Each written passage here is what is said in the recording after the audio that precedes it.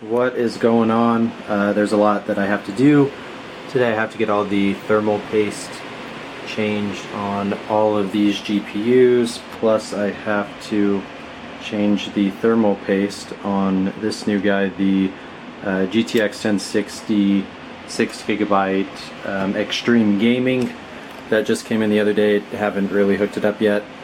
And then as well, I'm going to just talk about what my plan is with this rig, finishing it, what I'm wanting to do, and then moving on to the next one.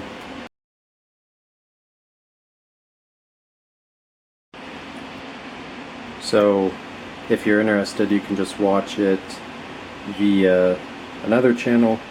The Hobbyist Miner has a really good video about it where he shows step-by-step process. Essentially, you take rubbing alcohol, you take each one apart, you get the to where you can see the heat plate, and then you wipe off all the thermal compound that may or may not be there prior, and then you put on new thermal paste with out of the little tube.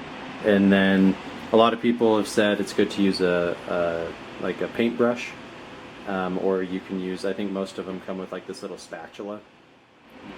So let's go ahead and shut this down, and then in 3, 2, 1, and there we have it.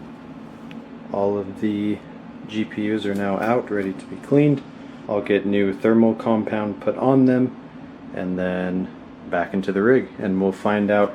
I'm hoping with this guy hooked up, and then this one has the broken fan, so if we're able to fix the fan so that it works, then this guy on here, we should be over 200 mega hash, so we'll see what happens.